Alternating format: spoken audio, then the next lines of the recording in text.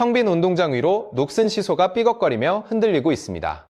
아이들의 웃음소리가 사라진 그 자리에는 바람에 놔두고는 낙엽 소리만 쓸쓸하게 울려 퍼지고 있어요. 대한민국 어느 시골 마을의 초등학교인데 올해 신입생이 단 한 명도 없습니다.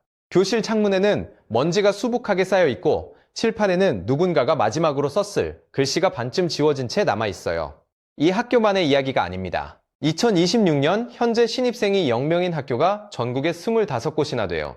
전교생이 9명 이하인 학교는 셀 수 없이 많고 해마다 문을 닫는 학교가 늘어나고 있습니다. 그런데 이건 대한민국만의 문제가 아니에요. 지금 이 순간 전 세계 수십 개 나라가 인구 감소라는 보이지 않는 해일에 집어삼켜지고 있습니다.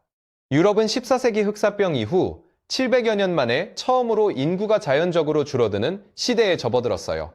일본에서는 해마다 90만 명이 넘는 인구가 사라지고 빈집이 900만 채를 돌파했습니다. 대한민국의 합계 출산율은 2023년 기준 0.72명으로 전 세계 최하위를 기록했고 대만은 0.72명으로 나란히 바닥을 찍었어요.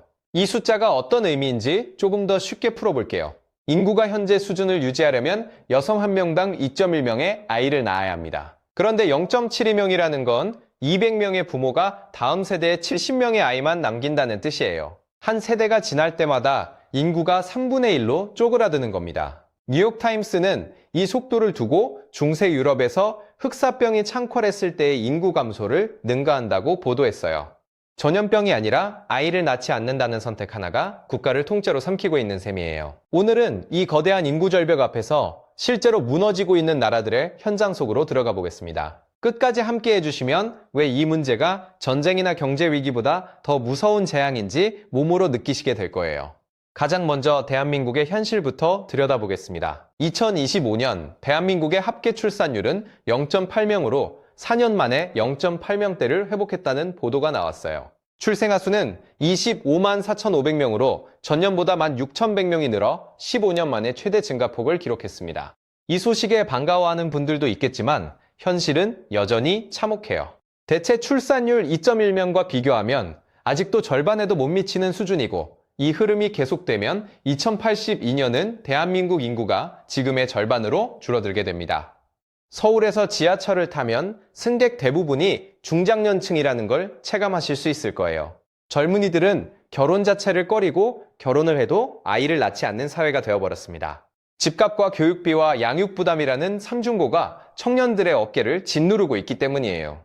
정부가 2006년부터 2024년까지 저출산 대책에 쏟아부은 예산이 300조 원을 넘지만 출산율은 되레 반토막이 났습니다. 돈만으로는 아이를 낳게 만들 수 없다는 걸 18년간의 실험이 증명해버린 셈이에요.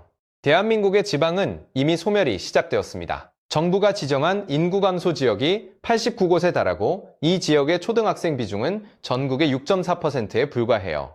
어떤 마을에서는 입학하면 순금을 주고 집을 무상으로 빌려주면서까지 학생을 모시고 있지만 그래도 아이들은 오지 않습니다. 시골길을 달리다 보면 빈집이 줄줄이 늘어서 있고 풀이 허리까지 자란 마당에는 생명의 기운이라곤 찾아볼 수 없어요. 이것이 2026년 대한민국의 민낯입니다. 이제 바다 건너 일본으로 가보겠습니다. 일본은 대한민국의 10년에서 20년 뒤 미래를 미리 보여주는 나라라고 흔히 말하죠. 일본의 인구는 16년 연속 감소하고 있고 지난해에만 91만 명이 줄어 역대 최대 감소폭을 기록했어요. 사망자 수는 159만 명으로 역대 최다인 반면 출생아 수는 68만 명으로 역대 최소를 찍었습니다. 일본 전국의 빈집은 900만 채를 넘어섰고 매년 60만 채씩 늘어나 2025년 현재 1000만 채를 돌파했을 가능성이 높아요. 홋카이도의 어느 마을에 가면 눈 더민 벌판 위에 빈집만 끝없이 늘어서 있고 사람의 그림자조차 보이지 않는 풍경이 펼쳐집니다. 2024년 발표된 보고서에 따르면 2050년까지 일본의 지방자치단체 1727곳 중 744곳이 소멸할 것으로 전망되었어요. 장을 보러 가고 싶어도 가게가 없어 장보기 난민이라는 말까지 생겨난 마을이 속출하고 있습니다. 병원은 문을 닫고 버스 노선은 폐지되고 우체국마저 사라지면서 남아있는 노인들은 고립된 섬처럼 살아가고 있어요. 도쿄만 해도 빈집이 81만 채에 달하니 이건 시골만의 문제가 아닌 거죠. 일본의 합계 출산율은 2024년 기준 1.15명으로 대한민국보다는 높지만 역대 최저치를 경신하며 바닥을 향해 떨어지고 있습니다. 유럽으로 눈을 돌려보면 상황은 더 절박합니다. 동유럽은 인구 소멸의 최전선이에요. 불가리아는 1990년 900만 명이었던 인구가 2025년 현재 650만 명 수준으로 줄었습니다. 35년 만에 인구의 4분의 1 이상이 증발한 것인데 이는 전쟁을 치른 것도 아닌데 벌어진 일이에요. 젊은이들이 서유럽으로 떠나버리면서 남은 마을에는 노인만 남았고 학교와 병원과 가게가 순서대로 문을 닫아버렸습니다. 리투아니아와 라트비아도 인구가 20% 넘게 줄었고 보스니아와 몰도바의 상황도 크게 다르지 않아요. 서유럽도 안전하지 않습니다.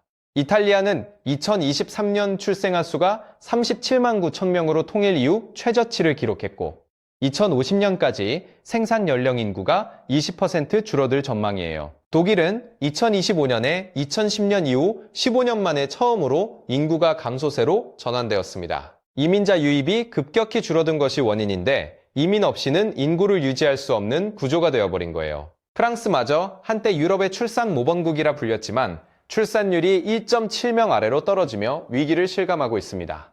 모건 스탠리는 2040년까지 유럽의 생산 가능 인구가 6.5% 감소하면서 국내 총생산이 4% 줄어들 것이라고 경고했어요. 대만은 지금 세계에서 가장 빠른 속도로 추락하고 있는 나라입니다. 2025년대 만에 합계 출산율은 0.72명으로 추정되어 대한민국과 세계 최저 자리를 다투고 있어요. 출생아 수가 전년 대비 20%나 급감하면서 10만 명 선이 무너질 위기에 처해 있습니다. 중국 본토도 2022년부터 인구 감소가 시작되어 향후 25년간 1억 5천만 명이 줄어들 것이라는 전망이 나왔어요. 캐나다마저 2025년 출산율이 사상 최저로 떨어지며 초저출산 국가 대열에 합류하고 있습니다. 이쯤 되면 한 가지 의문이 생길 수밖에 없어요. 왜 전 세계적으로 동시에 이런 일이 벌어지는 걸까요? 도시화와 교육 수준의 향상이 출산율을 낮추는 건 어느 나라에서나 공통된 현상이지만 그 속도와 깊이가 나라마다 다른 이유는 주거비용과 노동시간과 양육 환경이라는 세 가지 변수 때문이에요. 집을 살 수 없고 쉴 시간이 없고 아이를 맡길 곳이 없는 사회에서 출산이라는 선택지는 사치가 되어버린 겁니다. 인구가 줄면 세금을 내는 사람이 줄고 연금과 건강보험을 지탱할 기반이 무너지면서 남아있는 사람들의 부담이 눈덩이처럼 커집니다. 2100년이 되면 전 세계 국가의 3%만이 인구를 대체할 수 있는 출산율을 유지할 것이라는 예측도 있어요.